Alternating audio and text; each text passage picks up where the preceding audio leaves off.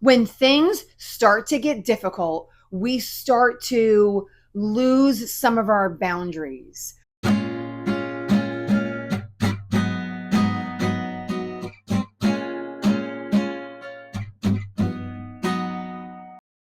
Hey, welcome to Bible 365. I'm your host, Kathy Carter, and I'm reading through the Bible in 365 days. I am using a reading plan called the 1-Year Chronological Bible Reading Plan, and it is available online at oneyearbibleonline.com, a free printable, downloadable reading plan. Probably should go the other way, downloadable, printable reading plan that you can just use your own Bible, or you can purchase one of their Bibles in NIV, New NLT, or the New King James. Or you can just go on there and you can kind of click a link. They have a daily chronological link, and you can click on that link and it'll take you to Bible Gateway, and you can actually just read it on your computer. So it is up to you. We are reading through in 365 days, and then I come here and I share my thoughts with you. I'm hoping you're reading as well, obviously, as me reading and getting your information first from the Lord, and then coming here and kind of just maybe it's helping you understand it a little bit better, put some pieces together. Today is day 301, and we are still in the Gospels, and it is October 27th. Our reading is Mark 13, 1 through 31, Matthew 24, 1 through 35, and Luke 21, 5 through 33. So I'm hitting you with a 2-minute history right away. If you have never been here before, hang with me for 2 minutes to find out where we have been, to know why we are here. And if you have been with me a multitude of times, you can fast forward for about 2 minutes from now. The Lord created everything: heaven, earth, moon, sun, stars, planets, solar systems, everything on the earth, animals, plants, people. And then he created us. He made everything sort of with a word. He said these things and they came into being. And then us, he created us, and then he breathed his life into us, breathed life into us. He created us in his image, and he was in community with us. So he was with us in the Garden of Eden. How do I know that? From Genesis 1. Go back, start at the beginning. And when we were there, he said, I want you to rule over the world. So I have everything here for you. And you can have anything in here, except you cannot eat the fruit from the tree of the knowledge of good and evil. A tempter came in, tempted them to eat that fruit, and they did. So Eve ate it first, and then she gave it to Adam, and he ate it as well. And then they broke this relationship between the Lord and themselves. And so he took them out. He pushed them out of Eden. And then he said, he punished them, right? So now the world is broken, and we have this distance between ourselves and the Lord. And so he then, in his goodness, really, like, depending on the perspective you have, right? So he put us out because we sinned, not because he's a bad God. And in his goodness, even though we immediately just about broke the rule, the one and only rule that he asked us not to break, he continually sends messiahs to us. And so he shows us who he is all the time, even though our relationship is severed, right? So like, even though he's up there, we're down here and we're not in full connection with him anymore. He has sent people to save, to turn us back to the Lord, time and time and time again. And every time there was not a full turning back to the Lord. And so he needed to send his son, which was himself, who was also the Messiah, right? So he sends the son. And now this is Jesus, who is his son. And these 4 books that are written, which are called the Gospels, which is the good news, are written by 4 guys. And to their audience, they're essentially saying, we lived with these guys, and let me give you all the information, and let me give you all the information about this guy that proves that this guy is the one to come. Or the one that came. He is the Messiah, the one that was sent by the Lord, and he is the Lord. And so they take all of these books in order to prove those things. And so we find ourselves here near the end of the books, and he has come back into the temple, so back into Jerusalem. He's been there probably between like 2 and 2.5 years at this point. He's back at the temple, and he's teaching in the temple. A lot of people know who he is. He's been saving people. He has been healing people. He has been releasing demons from people. He has been teaching, right? Everything to point back to the Lord. The Pharisees are very frustrated with him because he is doing things that they don't want him to do, and he's kind of messing with the relationship with Rome. And now we find he's leaving the temple, and so he's having some conversations with his disciples. And I feel like in some ways it's come to the point where they're starting to understand him more. Probably not completely. I don't think any of us understand him completely, but they don't know what's to come yet, but they're starting to understand a little bit more of who he is, what he's done. This is probably really the Messiah, but they don't have the full picture. So they start asking him questions, which would make sense. Their first question is, as Jesus was leaving the temple, one of his disciples, so he's kind of leaving and he's got this whole group of followers with him, disciples, the people who follow him. And they say to him, wow, like, look at this temple. And, it might not have happened exactly this way. Like, I kind of think to myself, like, what would have made anyone say that? But, they could have been just like looking and drawing in and being so excited that they're there. They don't come there all the time. Man, look, this is amazing. I'm with the Messiah who loves God, who was pointing us to God, and we're at the temple, and look how amazing this temple is. Look at these massive stones that are all built on top of each other. And so he says, do you see these great buildings? He replies, he says, not one stone here is going to be left on another. Everyone is going to be thrown down. So at this point, he's prophesying to the disciples what is to come. And then Jesus was sitting on the Mount of Olives opposite the temple. And then Peter, James, John, and Andrew come to him privately. So right now he's kind of said to him, the guys, like all the people around him, this building's coming down. This is not going to stand forever. You look at it and you think it's this great thing, but it's not going to be here forever. For them, I think, and we don't necessarily see their reaction at this time, but for them, I think that would have been probably scary. They probably wouldn't have fully understand what that meant. Again, he's prophesying the future. They don't have an understanding of what he could mean by that. And the last time it came down was when there was massive destruction and all of them were sent over into Babylon, right? And then if you guys were with me in Old Testament, you would remember they were all sent over to Babylon and Assyria, and then they kind of came in and plundered the temple and took all of the things out of the temple. So this obviously was a big thing for them, right? A big thing for them to understand. So then these guys kind of take him privately. Hey, you said this thing. You said this temple was going to come down. When is this going to happen? And Jesus, in true Jesus fashion, answers in a way that I think for us is extremely complex.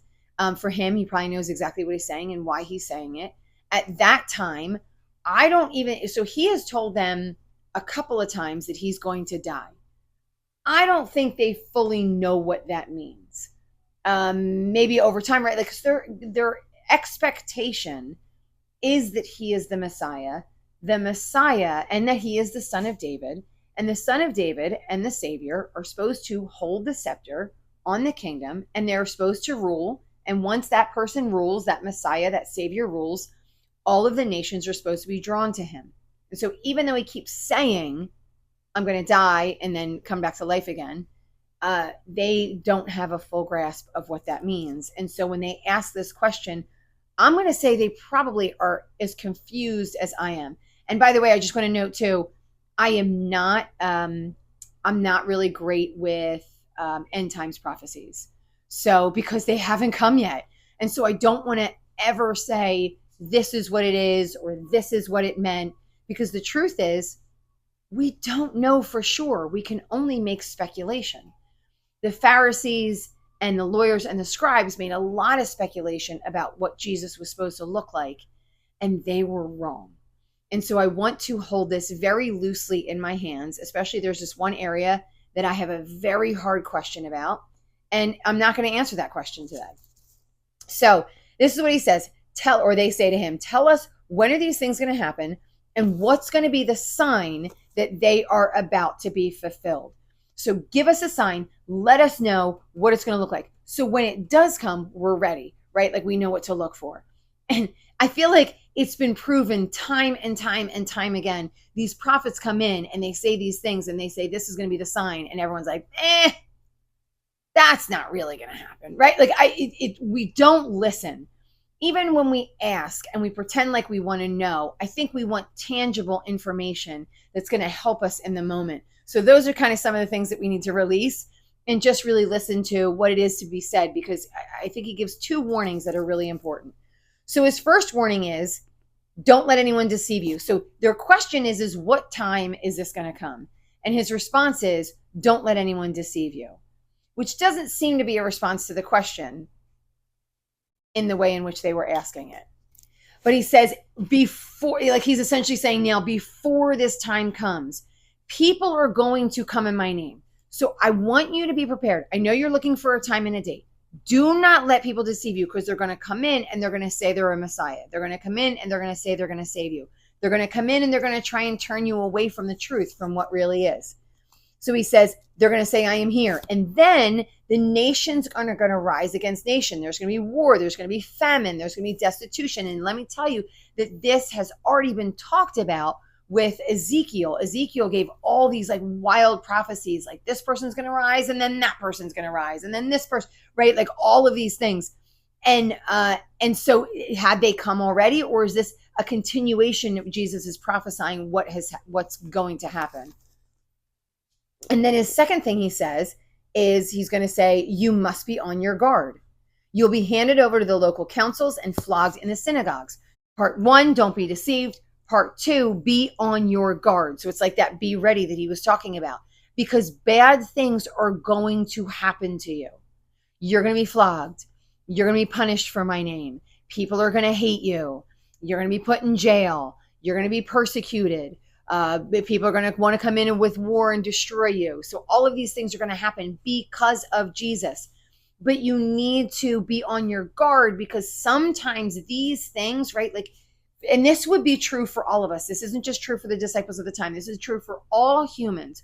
When things start to get difficult, we start to lose some of our boundaries. So if someone says to you, turn from your country if you want to live, there's a very good chance that we are like, I really want to live. Lose your values if you want $1 million. There is a very good chance, right, that we will, in some ways, if you want to protect your family, you need to do this sinful thing. And in our hearts, we can go, I will stay firm and I will stay strong and I will never do those things.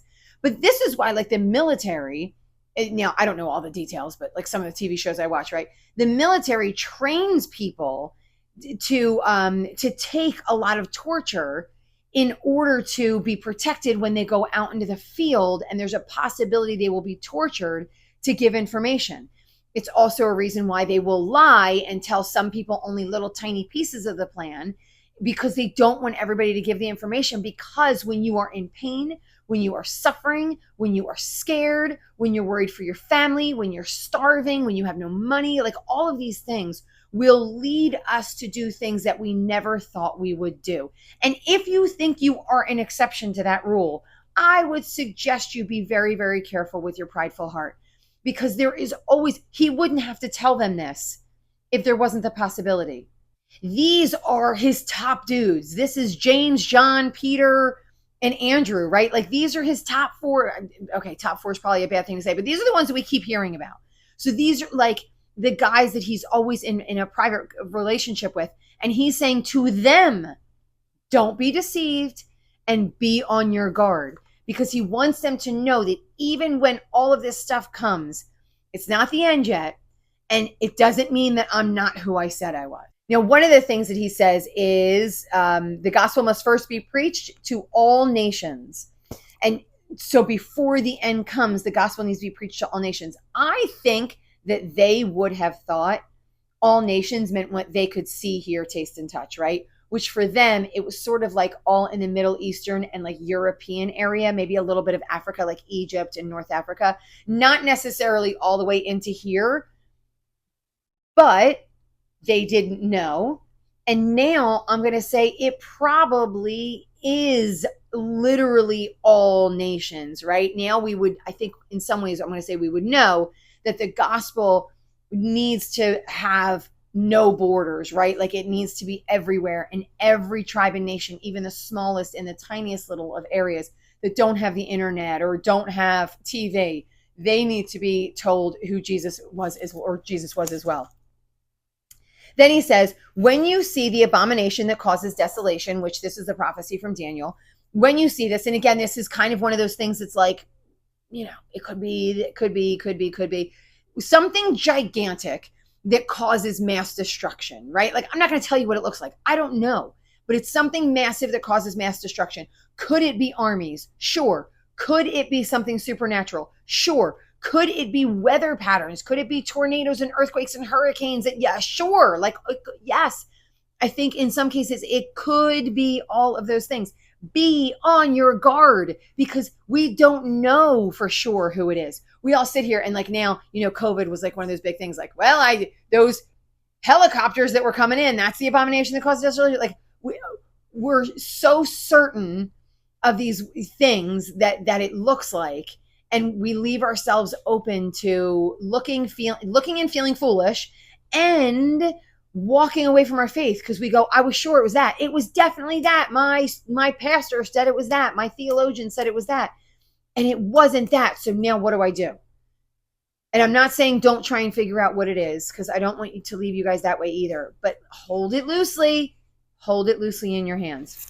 Then he says, at that time, when you see all those things, everyone's going to come running and like, it's going to be a really bad time. And he's like, I feel bad for those who are pregnant. I feel bad if it's on the Sabbath. I feel bad if it's going to be in winter, which I think in some way shows that Jesus does not know the exact time in which it's coming, which could mean it depends on us and the things that we do for when it's coming. But it says it seems that he doesn't know that time. And he says, let them all flee to the mountains, have them get out of there and run. And then it says, if the Lord had not cut these days short, no one would survive.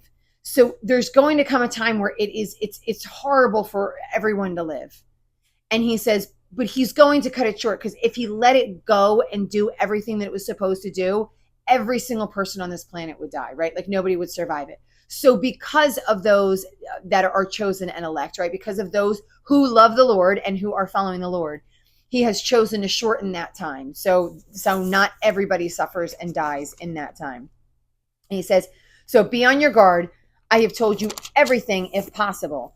And then we follow up in Mark 13:24 where it says, but in those days, following all of that distress, right? Like this is kind of one of the signs that you're looking for. But in that day, following all of that distress, you're going to see these signs. These are the signs. So there's going to be tons and tons of distress, wars, famine, plagues, people hating people, abomination of desolation, all this crazy stuff. And once that happens, then you're going to look for this. The sun will be darkened and the moon will not give its light. The stars will fall from the sky and the heavenly bodies will be shaken.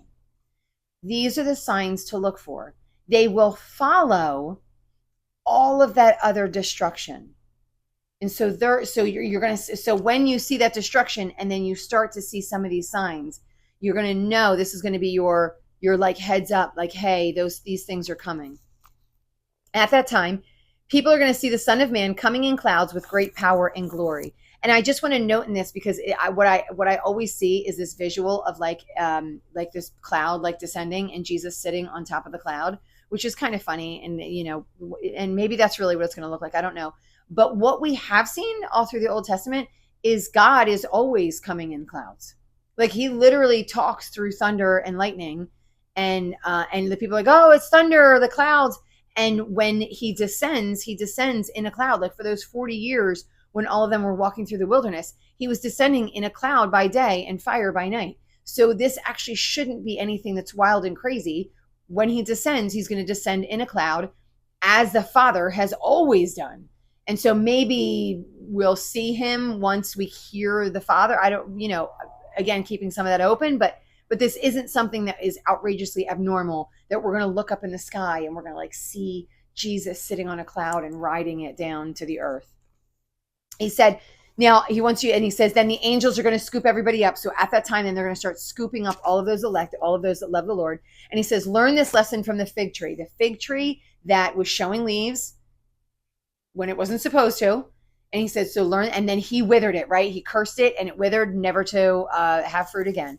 And he said, learn the lesson from this. When the twigs get tender and its leaves come out, you know the summer is near. So what he is telling you is, look for the signs. Again, when I said earlier, I'm not saying ignore it. I'm not saying desperately try to interpret it. I'm saying just keep the feelers out, right? Be aware. There's a war happening right now in Israel. Could it be? I don't know. Keep my ears and my eyes open. Look for signs. right? If it turns into something else, and in a month we see that the sky is dark and the moon won't show its light, then we might start to recognize that the time is near. It's just a matter of keeping yourself open to it, being on your guard, being ready, because the time could come at any time. Because maybe it starts this way, but then whatever happens and then it stops. And then we get something that happens at a later time.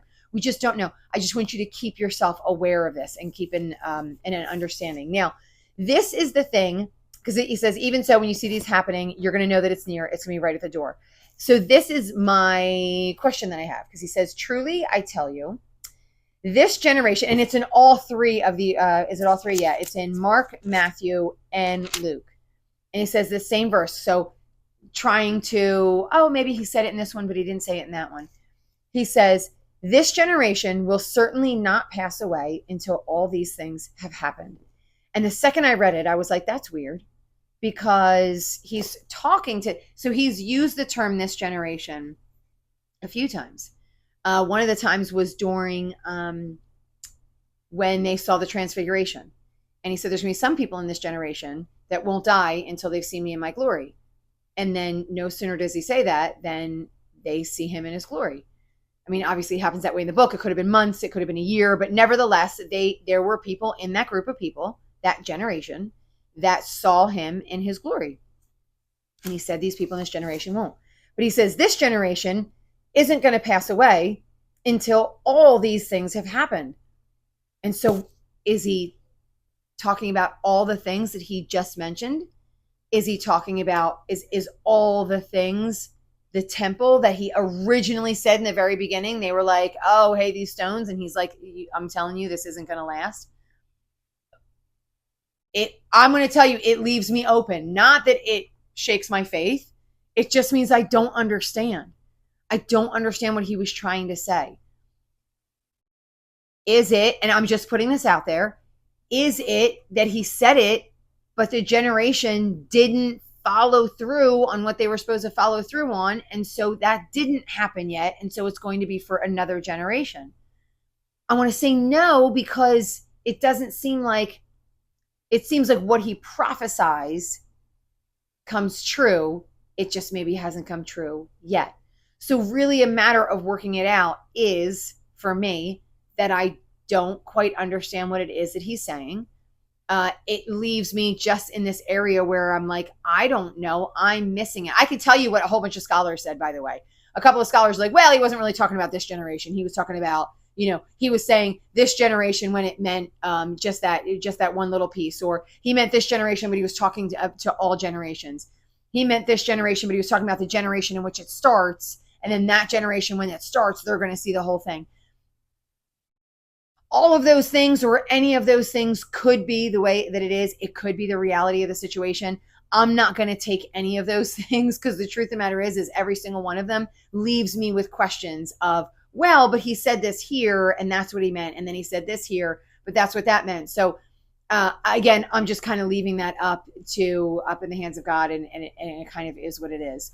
So if you guys have other thoughts, I'm always open to it, and I'm probably not going to say you're wrong, because I truthfully don't know. But this is where we're ending today. So he says, heaven and earth is going to pass away, but my words will never pass away. And so these things are written in history. His words are not going to pass away. It is the word of the Lord, and it will come true, just in the way in which maybe that we don't fully understand. So if this has been a blessing, I want you to, I hate leaving on that funky note, because it's a note where I'm like, I just don't get it, but it's the way it is. So like, share, and subscribe to the channel. Tell a friend, share it, read your Bible with someone else. Don't just let it be you. Let it be you and another, you and a group. Encourage people to be in their Bibles to help them understand, because I might come back to this 2-3 years from now and be like, oh, of course I know what that means. And that's the beauty of the Bible is God opens stuff up to you all the time. So like, share, subscribe, keep reading, and we will be back tomorrow.